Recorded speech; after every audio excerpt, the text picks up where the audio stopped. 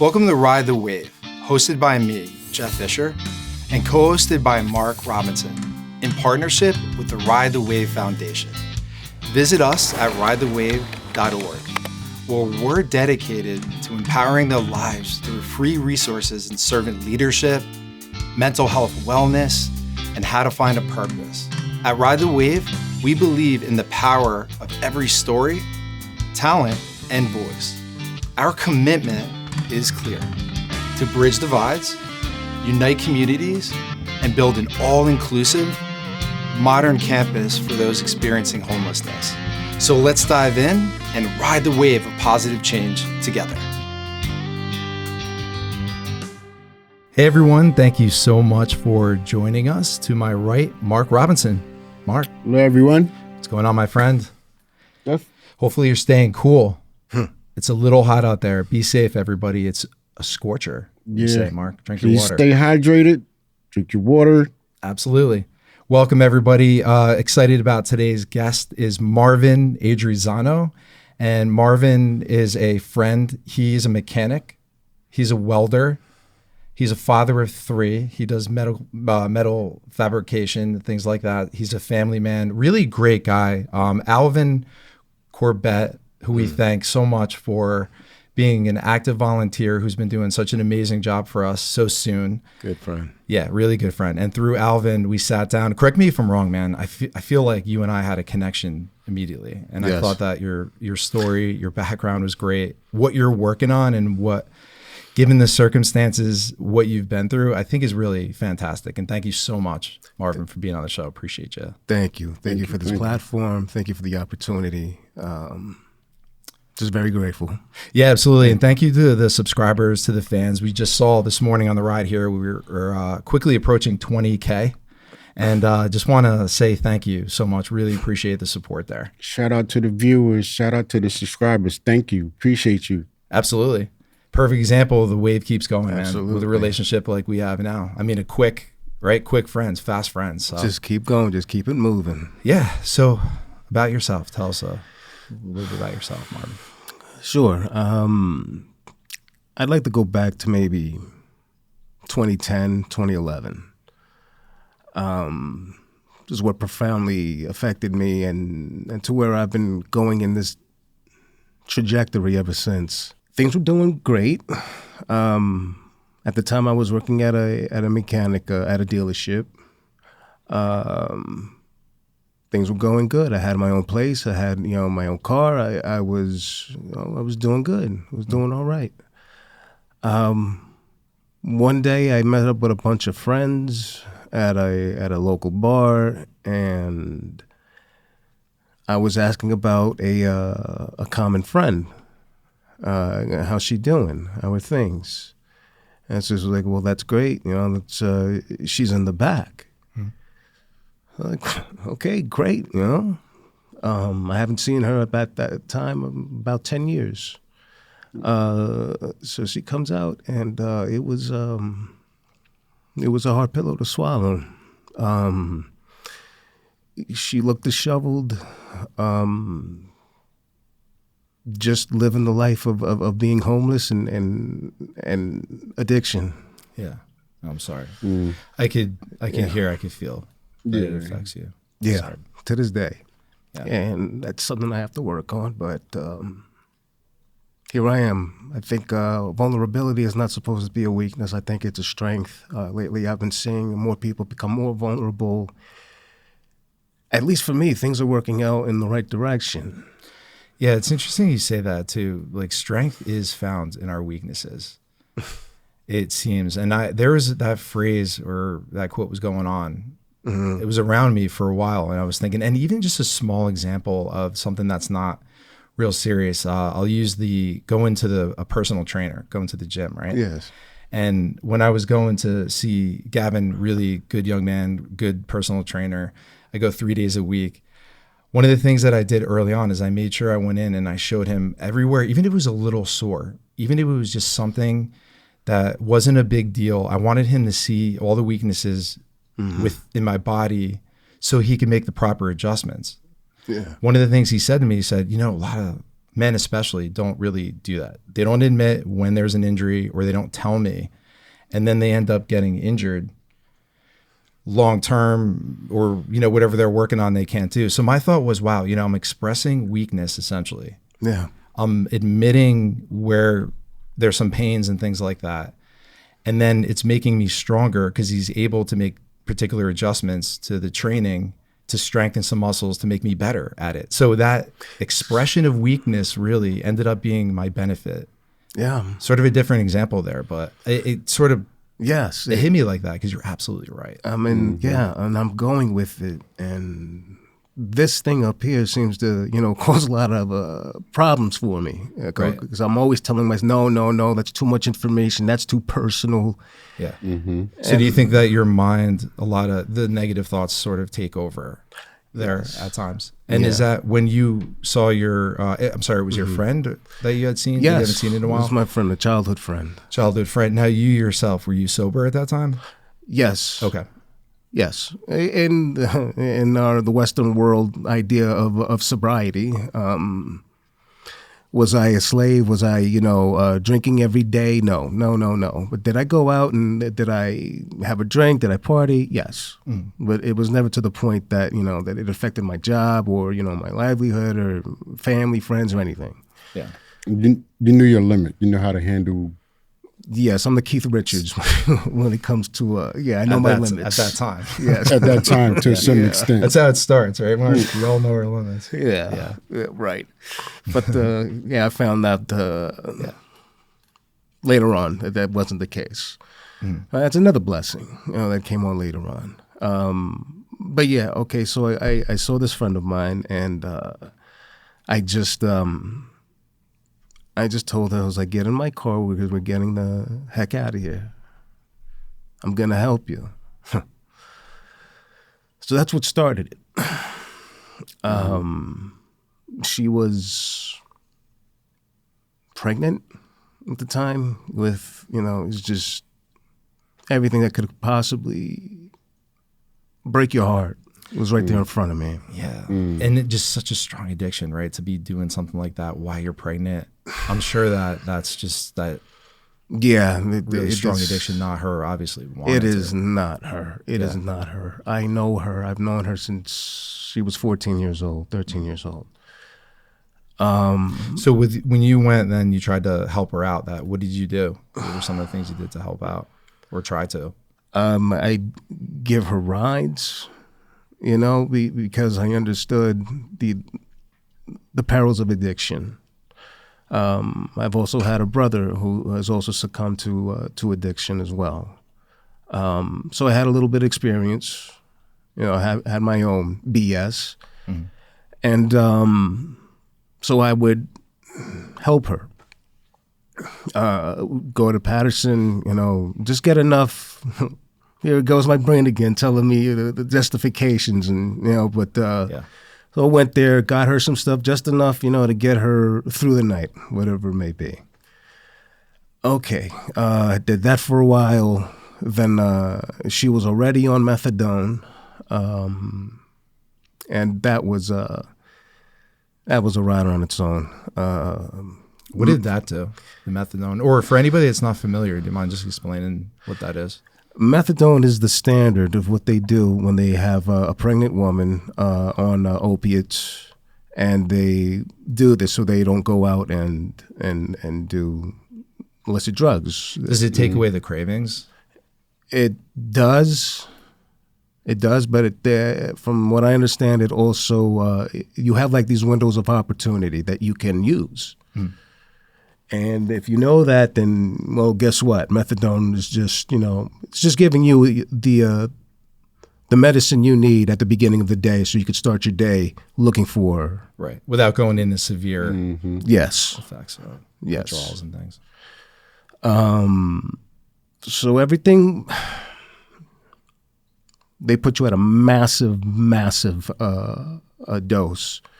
And I've witnessed it and I've seen it, that these practitioners, these doctors, whatever you want to call them, come in there and they'll start you off at, I don't know, like 100 milligrams. 2 weeks later, they says, well, I think you should get up to 300 or 400.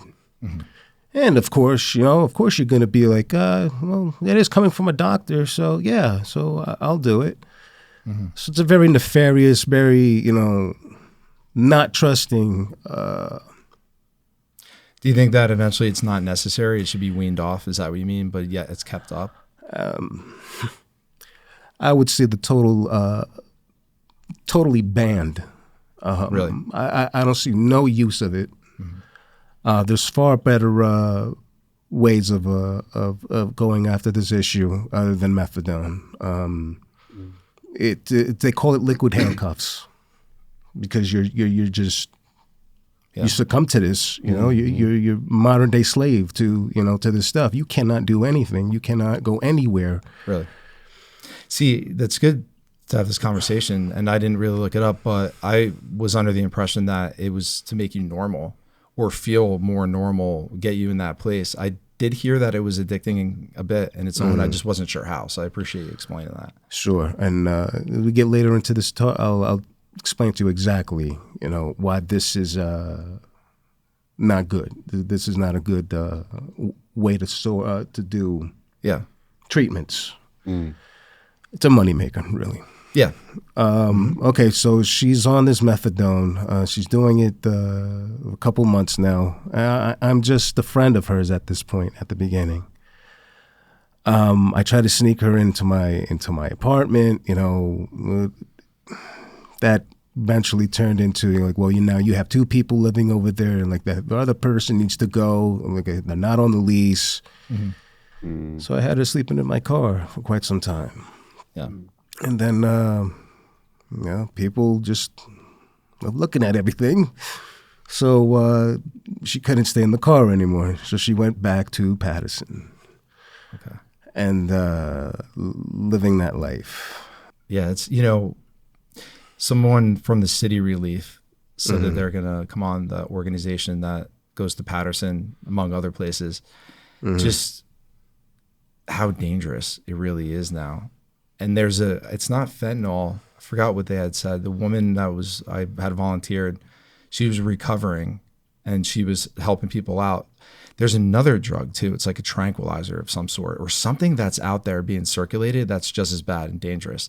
And it amazes me how cheap fentanyl has gotten and how destructive it is, how strong and how it could just wipe people out the way it is. Yes. So she's in Paterson's not a good spot right now for any of that.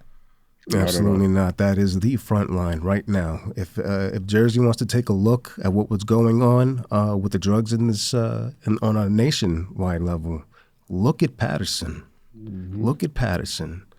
It's more nefarious, more brutal than it is in Newark, Jersey City, Camden, whatever you want to bring to the table. I have stories. I have experiences about Paterson. Like I have to be no longer than 20 minutes in Paterson before I start. Yeah. Right? I need to get Do you out have of here. something you could share with us? Crazy story.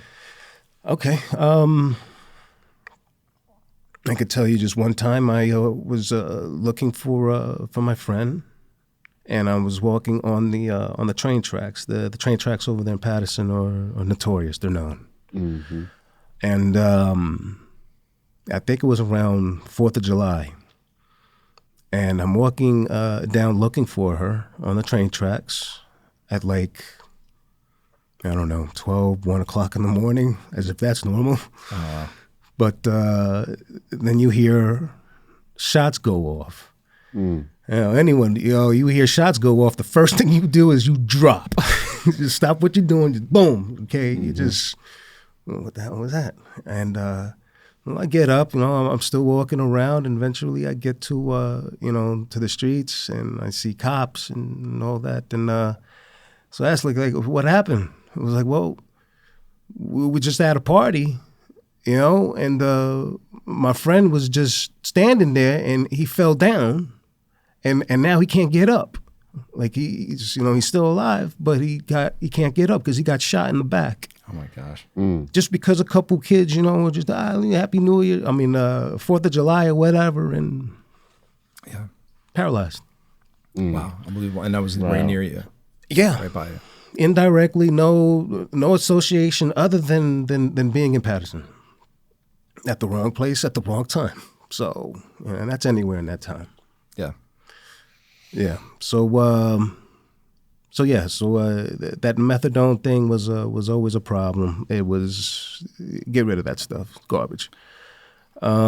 She had already had a daughter, who I consider my own. This was from another relationship and all that, but that never really manifested to anything. Okay. He was another addict, the motor's running, but no one was driving type of thing. But eventually he disappeared. How is her daughter? Now, are you still I'm still in contact? her, Are you still- yes, Good. absolutely, to Well, this day. Marvin, I think that's an Nice. amazing thing you're doing. I really do have to Good man. respect you for that, to Good come man, in good like man. that as a Yeah. good person, to see somebody you've known so long. And it's sad that she ended up being where she's at. And it's so common. That's, one of the reasons why we're doing this right now, is for people to really have the understanding of how quickly this could happen and how often it happens, and can happen really to anybody. And these areas where I remember even being in my teens and going to Paterson buying weed when I shouldn't have, definitely with some friends, and driving in, and it's slowly getting like the people look more serious. Yeah. And then at one point it's like, all right, like I could feel it. I'm not supposed to be here. I'm looking at the guys that are jacked. They're looking like they're in gangs. And I'm just this white kid with like a few of my teen friends in the heart of Paterson buying like a dime bag years ago. So I had put myself in dangerous positions, and probably, or a cop could have seen us and pulled us over or something like that, like on cops. But I remember it even then being a little like, oh, okay, it's daytime, but still should not be in this area right now. I probably should get out of here. Yeah. So I can imagine now with everything after COVID, after just all the drugs. It's crazy, man. It is crazy. There's no difference between 3 o'clock in the afternoon or 3 o'clock in the morning in the Fourth Ward. There's none. There's just as many people as there are during the day than there is at night. We had talked about, which I thought was absolutely great, and I agreed, because we had Heather give a female perspective on homelessness, where there were some issues with her, one, finding a shelter, and then they were sending her to ones they shouldn't have, and they were full, and she was getting bounced around so much. But you had mentioned sort of you're in the conception of a passion or a purpose to create a new shelter for women specifically, because it is so difficult. How much of that came from what happened with your friend? Is that? I would say a good 99.9% of it came from her. Her story, the struggles that we went through in order to get into a program. Like, I know this kid. I grew up with her. She wasn't, dangling me along, because she wanted to get high or anything like that. Like, she seriously wanted help. She wanted to get off the streets. She wanted to be there for her kid. But the system is just flawed. It's just for every 10 beds for a guy, maybe one for a female. Okay, so that's a big problem. Crazy. Yes, Right? That's a big problem. Crazy. yes. Okay. And the only ones that are out there working, providing drugs is the female, because, well, they're female and they're filling a void, and they're getting paid for it. And who's right behind them? Their boyfriend. Right, and you're talking about the sex industry. Yes. Specifically. Yeah. And make a lot of these girls stay on the streets longer than they had to, because they love you, and, I'm only with you and I'm here to protect you. I've heard them all. No, you're there because you're addicted and you need a way to get a source of income to get drugs. So that's why you're hanging out with these women. What do you think, if any, the answer is with that? Do you go into a house like that if it's like for not sex trafficking or whatever, for prostitution or things like that? Do you go in hard and just make sure you arrest everybody and then start a program to clean up? Do you target mental health? I mean, it seems like such a systemic, like you said, the system is almost set up this way. And the more relationships that I have in this world kind of validates that. I realize that, wow, a a lot of smart, intelligent, really great people that are lost and can't find a footing really, and have also been beaten up confidence-wise too. I think that when you're sitting there and you're like, oh yeah, I could apply for a house, it's going to take years, and nobody gives you anything in between, or they just give you a house and give you various resources to go to and stuff like that. I don't think it's right. You're not giving somebody true reform or pointing them in the right direction. No, it's just the Band-Aid. Yeah. That's what this is the Band-Aid. They don't really address the issue. There's always going to be sex trafficking. Okay, just as long as the humans been around, drinking, crushing grapes, sex industry will always be there. Yeah. But you gotta go to yourself. The core is you. Okay, it isn't the program you're in, the recovery. All of those are tools. They're there to help you. But really, the core is you, and your camaraderie and your core is a bunch of women on Van Houten, and well, what are you doing today? Like, and then what are you going to do when you get your stuff? Where are you going to be? What's going to happen? Mm. If that's your camaraderie, you have no choice. You're going to continue in this perpetual hell. Right. So I would like to build something, and I want to get there as early as possible. Mm-hmm. Okay, if I got to go to adolescence, pre-adolescence, I would like to have some kind of, education, to empower. Yeah, and we talked about this before. We're glad Ride the Wave is happy to help you in any way we can with our resources. If you want, and even me and you personally, I talked. If you ever want to brainstorm or get on a call, I know SCORE. Mm-hmm. SCORE is something through the small business where you can get advice. They'll have volunteers for free, business people. So, you can get a little bit of a board there, and little things like that. We can help each other out, because I hope that you see it through. I think it's a good vision. We need it for sure.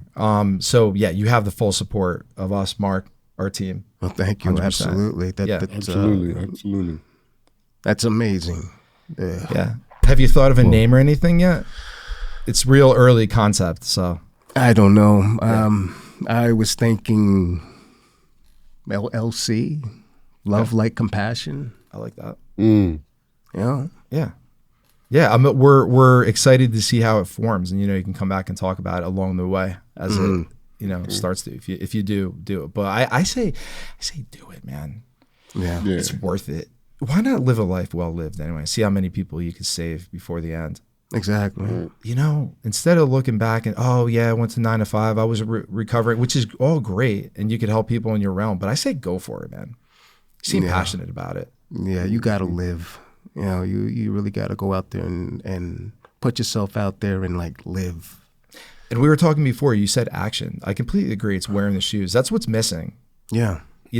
Tapping on the window of the van that looks beat up to check on people. Just that one compassionate action. Exactly. And you change the life of someone like that. Mm-hmm.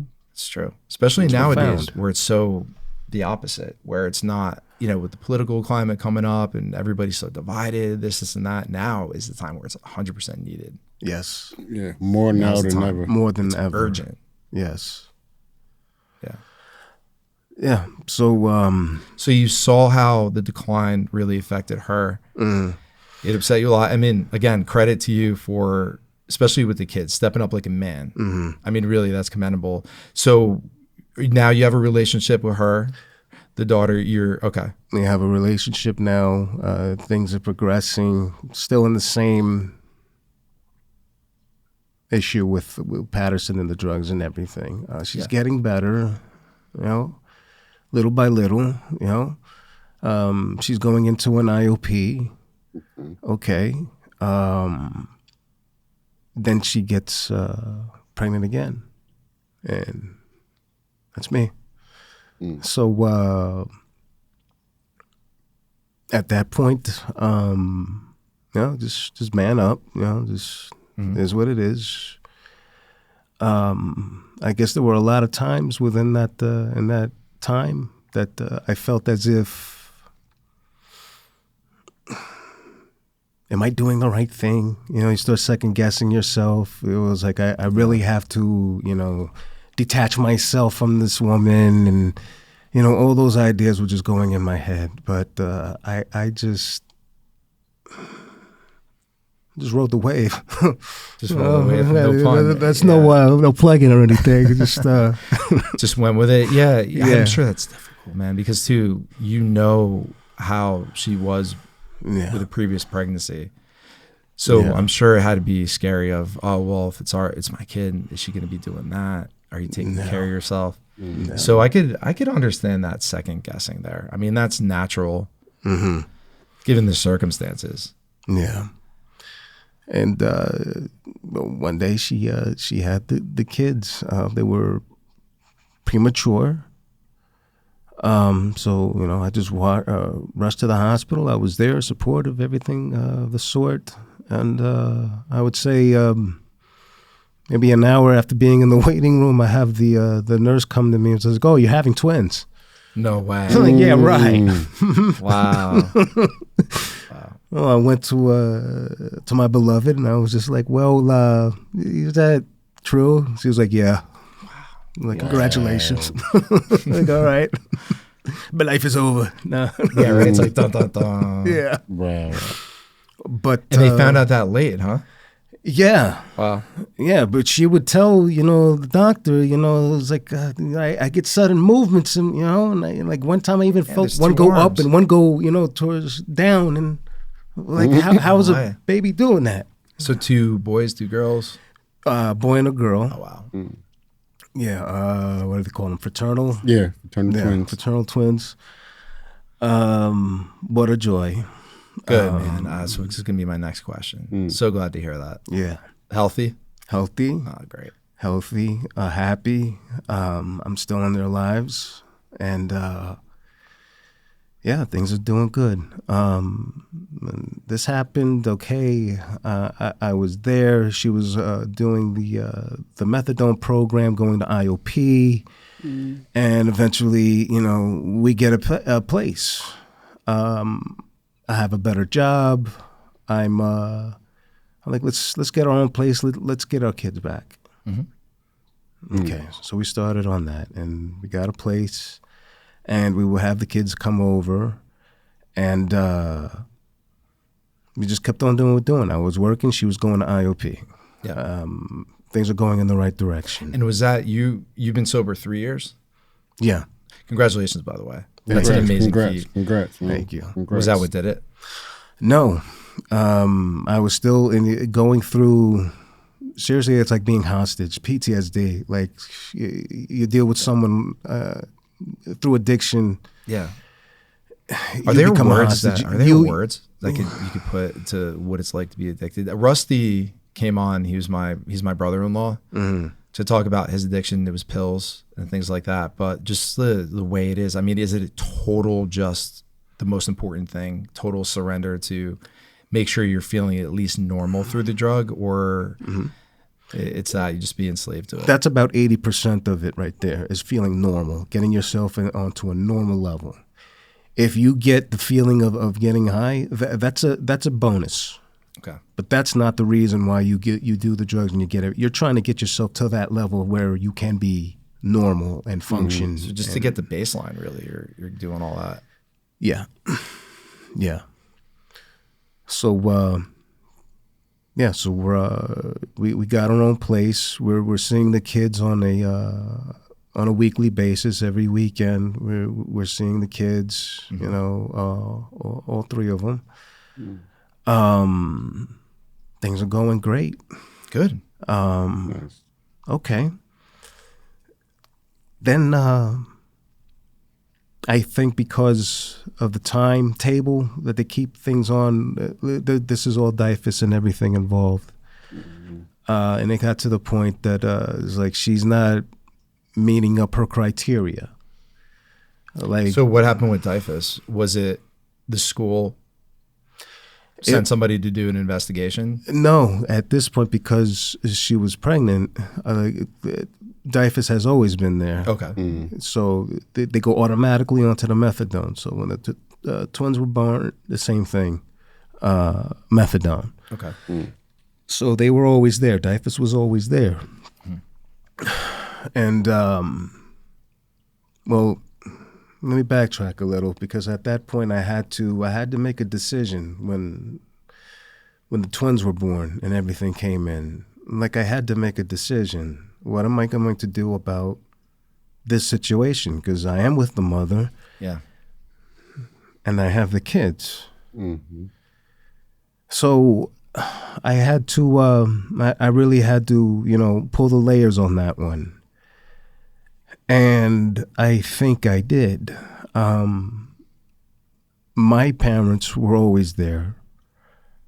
Her mother was always there. And they had already seen the trajectory of where this was going. So did they see you as a good influence? Her parents? Yeah. So but they probably were rooting for it. Yeah. In a way. So you're there and she doesn't continue. So everybody was perpetuating the idea that, she moves in with me. Yeah. But don't worry about, the details and everything's happening with the kids, because you got it with your family. Okay, cool, great. So basically she lost the kids because she wasn't keeping up with the treatments and with the protocols, whatever they have over there. So eventually they ended up being with my parents. Okay. So they didn't go to foster. They ended up going with your parents, which is good. To my parents. And I was there every day. They needed medical or, the checkups or whatever it may be, putting them to sleep, eating, whatever it may be. Like I was there, So I went through that all for about 2 years. And I'm thinking at all at the same time that these kids were my kids. And they are. I love you. Yeah, they are. My stepfather really raised me. He was around. So I use step loosely. I understand. I don't think it needs to be blood, man. I think you could be in the spirit. Yes. You could be, I feel like Carmela, who's been on the show, is family.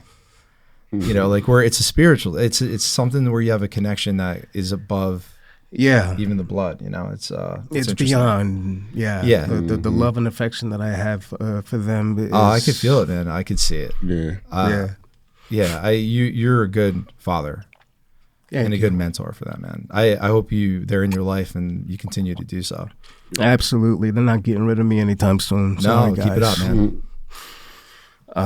Pray for the best. Pray for the best, man. That's it. I have to keep the positive motion. Keep it going.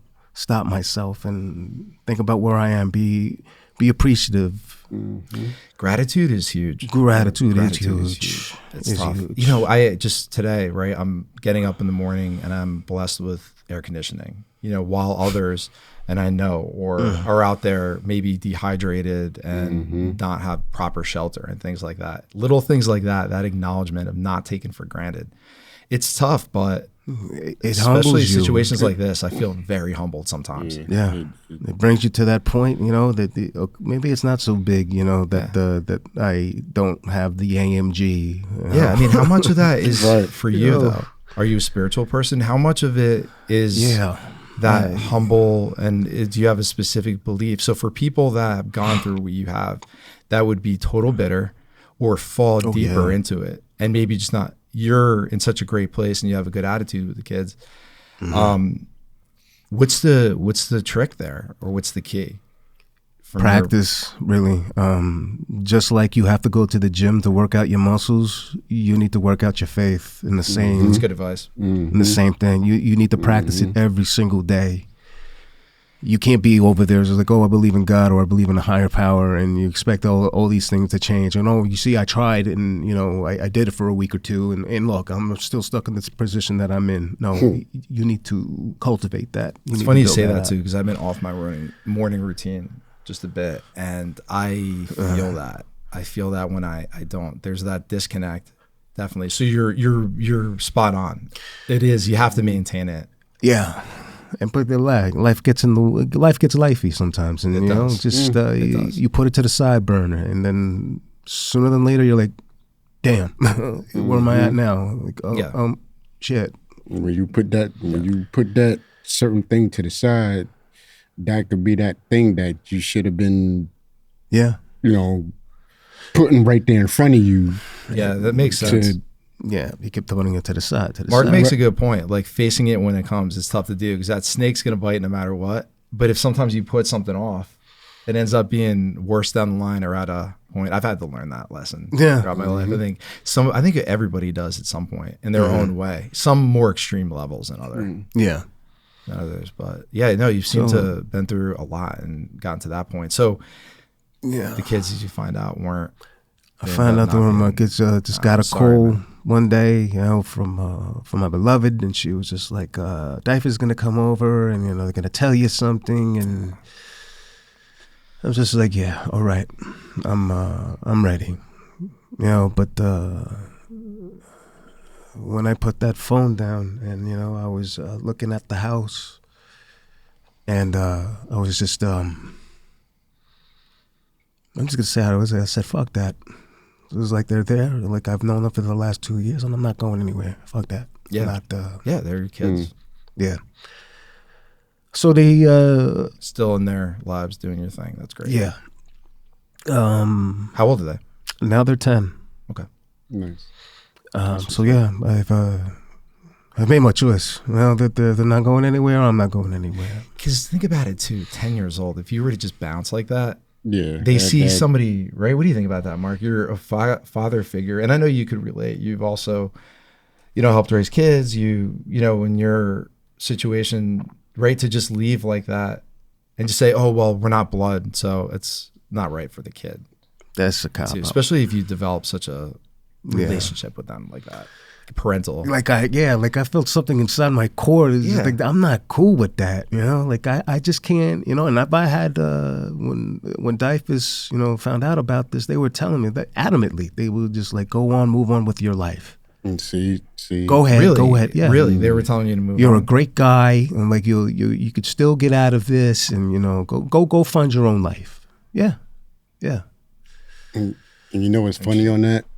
The backlash would be, oh, he just left and didn't care about her and the kids, and he just decided to go take care of his own life and leave everybody else behind. That would have been a backlash. It's interesting that they would even get involved to either say either way if they're not trained professionals with that. Why even say anything there? And they have their own agenda. Like, if you got to change your name every couple of years because of the bad publicity you guys put upon yourselves, I could see why. I just don't. Why bother even saying anything? I'll tell you what. If I was the devil and I wanted to take down a society, I'd get rid of the families. So, just any way to split them up. But that to me is ridiculous. If you're somebody that is a good person that could do well for those kids, to just say, move on is not right. Yeah, like, it's not right. Once you're in, see, here's the thing with adults, but it's more so with children too, or more so with children. When you're in somebody's life for a certain amount of time and then you just up and leave, there's that automatic, well, what happened? Why did you leave?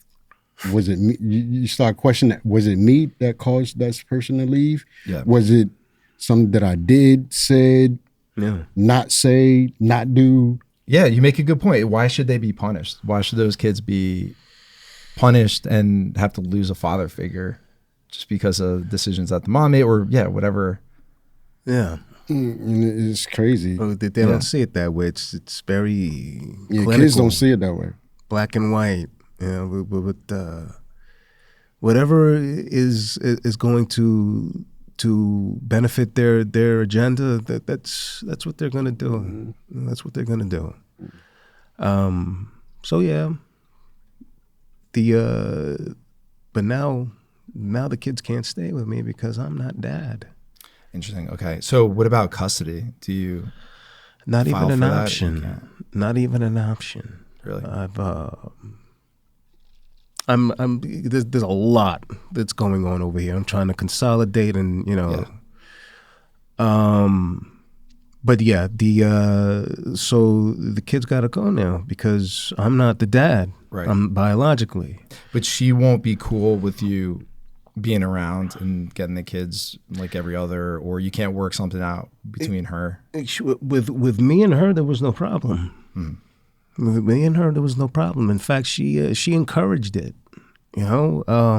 That there would be times, that I would be like, you're not my kids anyways, and like I don't know what I'm doing here, and she would just tell me at times like, no, so it's like, get that out of your head, like there are your kids. Yeah. Mm-hmm. Yeah, they are. Yeah. And that I rode with it and I stayed with it. It's the way I felt like so yeah, they're my kids. Mm-hmm. For all those, everybody that says that men up and leave and all whatever stigma, this is a good man right here. Give you an example straight up of not all of them. The fact that I would say that there's a much larger percentage of guys like you out there than it gets pumped out. It's just, see, in today's society, I mean, I can only speak for stories that I've heard and hear. I don't have any children of my own. I mean, I can only go by, what my peers tell me. Like you, there's a lot of guys out there who are taking responsible for their family and their kids. But at the same time, like you, people come into the picture that divides the family. Yeah. And they make the man look bad. Divide the family. You mean he divided the family? No. I said people come in the picture that divides the family. I got you. Yeah. And then not only that, they make the men look bad. Mm-hmm. Yeah. They make the man look bad. It's weak. They make the it's man weak look that weak. you're taking the responsibility of another man's children. So that's weak. That's see, I think the opposite of that. I actually think that's harder, and that's stepping up like a man, and that's being a real man, being strong. So. Right. Yeah. Flip that. On social media now, you see a lot of women, people saying, men don't want to take care of another man's kids and this, that, and the third. Or the women don't need a man. Another man don't want to take care of another woman's kids. Da, da, da, da, da. Yeah, and I guess we get to men, I mean, no matter what you say, it's just the way it is. I've seen situations where the woman shouldn't have had the kids. Mm-hmm. Shouldn't have the kids, narcissistic personality, like everything, neglecting kids, and then they do get that because they are the mother. And I understand there's mother instinct and things like that, but I do think there could be a little bit of a better review process with taking a look at both individuals, the best interests of the child, not caring whether it's man or woman, father or not, just based on merit, based on the type of person that it is. And if someone is ignoring the kids, I think that's a form of abuse right there. So neglect is just as bad as I think screaming at somebody. So there should be a law against neglect. Because you know how many younger people that get so messed up from just being looked past, like you don't exist, and the air gets taken out of the room in the house, and it's like, I'll just play video games. I'm worthless. You know what I mean? It happens way too much because people don't talk to each other in the household. There's really not much communication, but it's unfortunate those times when the man really is in a position to take care of the kids very well, and it goes to the mother and the kids get screwed up. That does happen too. It happens a lot, but we only hear one side of it. That's the problem. Yeah. So it's good that we're talking about this. I'm glad to be part of this. There's a lot of stuff going on out here, and I hope that I'm resonating with someone out there. I need help. We need help. This is killing us, humanity, as a whole. This is not where you want to go, but unfortunately, we're headed in this direction. Yeah, but you know what? It's this, right? It's you. It's what you're doing. You had mentioned before Inside Out, right, Mark? I mean, it's the things that we do and say and our actions, right? Because what do you want to accomplish? What do you want to do? And it really, at the end of the day, all right, you could go take your kids here, there, you could do things, but it's not going to matter if money is worthless, if the dollar is gone, if the grid goes down. You know what I mean? Like our humanity is the only thing that we have. Now has to be the time, because it's the most important time. And it really is from people. The power has always been there. It's always been It's how the country was built. Yeah. Yeah. You know, from people coming here and breaking away from whatever. But I don't think until we get activated a little bit, until good people actually start going out, and we have some, and I'm just going to, this is a slight seed drop, but we do have one more kind of arm to Ride the Wave Foundation that will eventually be announcing on something that maybe we can do to help spread the love, right? Without going into details there, Mark. Right. You know what I mean? Maybe on a ground level, taking what had happened with Hal specifically in Starbucks, that energy and that great, you know, interaction, and expanding that. You see, it's out there. Being vulnerable. It's out there. That power is out there, but you gotta harness it. You gotta bring it in the right direction. Yeah. And are you trying to be positive? What are you doing on your end to? Yeah, I'm trying to be positive. Lately I've I got myself into an IOP. You know, I also got certified as a CPRS, a certified peer recovery specialist, to deal with addictions and alcohol and everything like that. Congratulations. Yeah, that's great. And I really just got myself into a position that I am going to go through this system as one who needs help, a needful person, a homeless person, and I'm going to see where it takes me, because I want to know exactly what I am doing and where am I going to bring these clients to. Instead of just, oh, well, I heard this place is good and this. No, I want to know if that place is good. Right. Yeah, and if it's worth your time, you know, or is it something else? Yeah. You know, so I'm going through that right now. Yeah, that's great. You can go through sort of a vetting process, right? Just pre-qualify those specific places to make sure they fall into a set of your criteria, that the person will get the right treatment and things like that. So like I said, on our end, we fully support that. See, that's fully support that. That's great. That's the thing. Like you hear about a lot of places, but you don't actually know the place or understand the place until you're actually in that place. Yeah. Yeah. You know what's really interesting, Mark, with all this? I feel like that we're establishing these relationships with people and a network of, like Marvin, for example, working on something, even at an early stage or whatever stage, where if they wanted to continue, it almost could be something that could tie into the campus later. And the network that we're having could actually merge into maybe working together as a team later.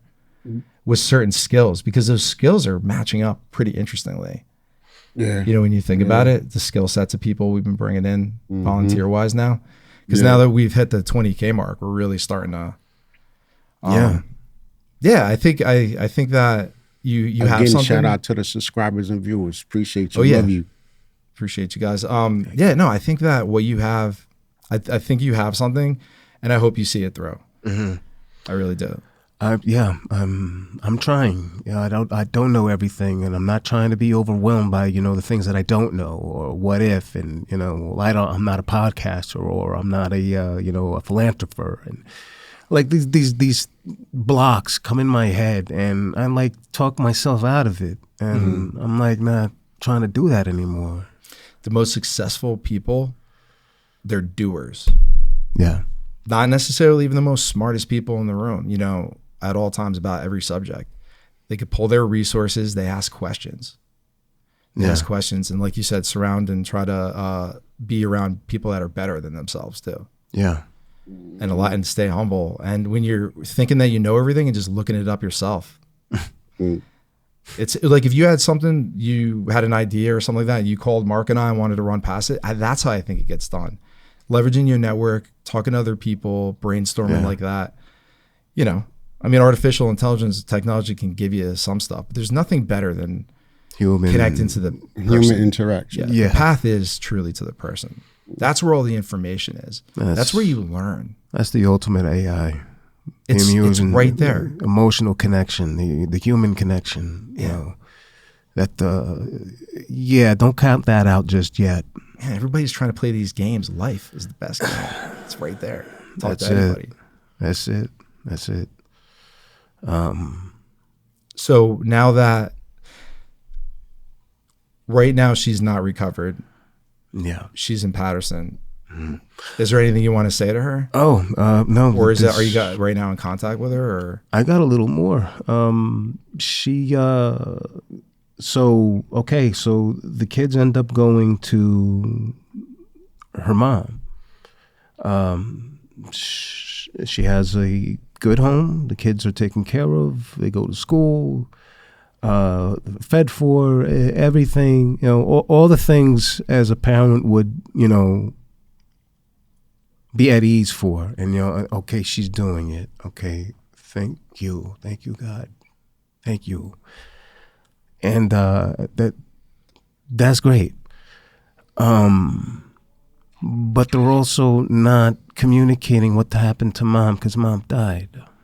And oh, man. This is, yeah. I'm so sorry. Yeah, thank you. But she. I didn't expect that. I'm sorry. Yeah, eventually she. And it was the methadone. I don't care what any clinician out there says or anything. It was your methadone that put her into this position, and she's no longer with us because she was putting on herself to get off of it. The lightning bolt happened. You know what I'm saying? And she was focused, and I'm getting off this crap. I have a job. I'm going to IOP. I'm gonna make this happen. I'm like, honey, slow down. Do you think it was a little bit manic she was doing? Yeah. Maybe it was a little crash after that. Yeah. So she got down to 80. She got down to 60. She got down to 80, 70, 60, 50, 40. I think they stopped her at 40 milligrams of methadone. And then at that point, you get something what is called the 40 milligram threshold. Yeah. At that point, you're coming off, you're leaning off of this crap, and then out of nowhere, you get acute withdrawal, out of nowhere. That mark. Interesting. Yeah. And that's pretty much at the point that she was at. I can't. And that's what, at the 40, that's what. Yeah. She passed because of that. Oh, I'm so sorry. I believe so. Condolences, man. Condolences. Thank you. I came home, just making my way to to the apartment. I just felt something. And I opened the door, and you just knew. Yeah. And I could see the light on in the bathroom. So, I opened up the door, and damn. Yeah. Kind of emotional. Yeah. So,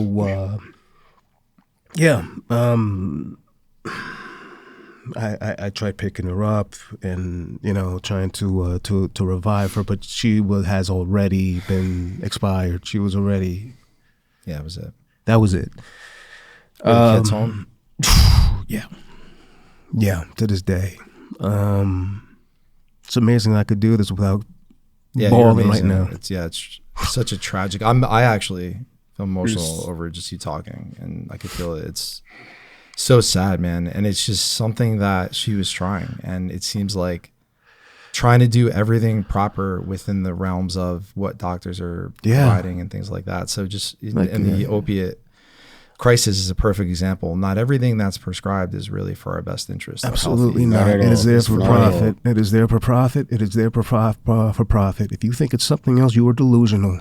Like, it is about profit. Every single thing you breathe, you see, you eat, everything you do is based on profit. Mm-hmm. When you have an industry that has billions and billions and billions of dollars that could lobby government legally and do those type of things. Yeah, I mean, that's why you're gonna see all the fast food / drug commercials on the television all the time, hitting that specific demographic there. But I also do think that there are good things medical. I take medication every day for bipolar, things like that. I mean, that's something that balances my life out, and among other ways I go about taking care of, that maintaining just myself. It takes work from the inside out, like you mentioned before. Yeah. So I definitely think that, the medical world does have good things for mental health, things that can help people. Yeah. Especially now, within 5 years, you're going to be growing your own teeth. Yeah. Mm-hmm. You're going to be growing your own teeth. No more falsies, no more, braces, implants or anything. You're going to be growing your own teeth. By taking a pill, you're going to grow your own teeth. Let's say about that. Yeah, it's interesting overall, but God bless. So sorry for your loss there. This story, I think, was really good for people to hear, and I'm wondering how. Sure. Just how often. I mean, and not everybody has someone like you there right now. There's somebody struggling on the street without somebody like you in their life and that's why it's so important, those mentorships, other people helping out. Because I look back at my life and I really had good mentors too. I had good people that helped me out when I needed it at the right time. Yeah. And I'm blessed for that. And I want to circle back and try to put people in a position to have that too, at a minimum. Well, that's a noble thing, man, because a lot of people don't go that far. They get comfortable. They know they made it, and that's it.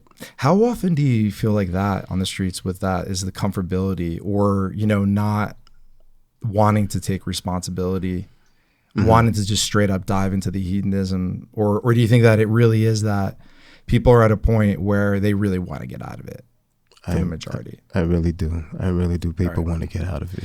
Because a lot of people are, we say, oh, well, people, they don't ask for help, or they don't want, or they're lazy. They're not trying to get a job. Not from what I've seen, not in the numbers of what I've seen. It's actually, no, it seems to be the opposite. Now, granted, you'll have somebody that's like that. That's a part of it. But, yes. You're going to have people stuck. Here's the thing. You're going to have people stuck in their ways. You're going to have people so stuck in their ways to a point where you can't tell them nothing. Like not even a single word, because they're so stuck in their ways. They don't. Not only do they not want the help, they don't want to be told to. They don't want to hear the advice of trying to get the help. They don't want to hear nothing. Like they already got their one-track mind, carpal tunnel, whatever you want to call it. Yeah, somebody that can't budge from an opinion. That really is kind of, if you think about it, like any word like extremism. Or anybody that's extreme on any end, left, whatever, like just any classification, is it kind of just that, right? Is holding on to such an ideal. It's like this opinion, I cannot budge from it. I cannot move from it. That's extremism. Yes. It's like that feet in the sand. It doesn't matter what side you come from. Not. Yeah, right, where you can't open yourself up to other types of opinions and things like that. So that when we all know somebody who has that one stubbornness, one track mind, carpal tunnel, it's crazy. And it's infectious. Yeah. It's infectious. Yeah. Like for you to be in the middle to take the balance from this and from this, I think is a rarity. Yeah, it's either you're that way or you're this way, and I'm going full steam ahead. Mm-hmm. Yeah, there's no in between. There's no in between. I guess we have to learn that too the hard way. We had to pump the brakes on some things. People always try to get ahead of themselves, wanting to pursue something so fast. You want your cake and eat it too, but it is a process, and I feel like now, which is kind of nice, it's beautiful. I fell in love with the process now. Even just getting up in the morning, grabbing a cup of coffee, start working on this thing. It's the process that I do love now, which is nice. And I read that a couple people that I look up to, and I've sort of stepped into that now. It's nice, man. But I think if you keep on with the ideas that you have with the women's shelter, I really want to thank you again for coming on, because your story, it's pretty amazing. It's sad. It's tragic. I do have to give you such credit for where you are in your life now. And I'd want to know more. So if you're okay with it, maybe in the future coming back, another subject, or we could dive more into that, because I could talk about something like this. Absolutely. Absolutely. And this you got something special over here, guys. No, thank you. Seriously. You think so? Absolutely. I started out in the beginning of the shows by asking, I sort of stopped people what their first impression of me is. And really it was to continue to leverage the wave or those specific principles? Like what was your first impression maybe when you met me with Alvin? At the library? Yeah. Well, first initial, you're always thinking, okay, nitpicking, what's up about this guy and all that.